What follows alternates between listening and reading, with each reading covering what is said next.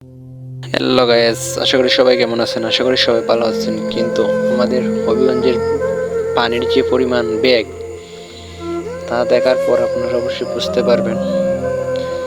কিন্তু আর অল্প কিছুক্ষণের মধ্যেই যদি বাঁধটি কেটে দেওয়া না হতো, তাহলে আমাদের হবিগঞ্জ শহর পানির তলে ভেসে যেত।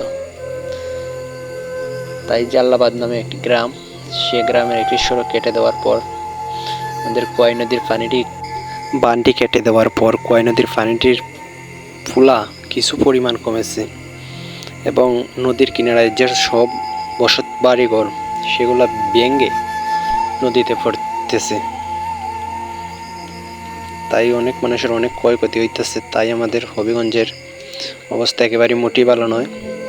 আপনারা না দেখলে হয়তো বিশ্বাস করবেন না, তাই আমি আপনাদেরকে দেখার জন্য অনুরোধ জানাচ্ছি।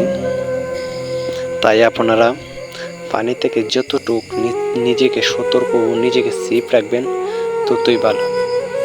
তাই আপনারা সবাই নিজেকে এবং নিজের পরিবারের মানুষকে নিয়ে সতর্কে থাকবেন। আমাদের কোয়াই নদীর অবস্থা তেমন বেশি ভালো নেই। বিপদ একটা শেষ না হতে আর একটা শুরু।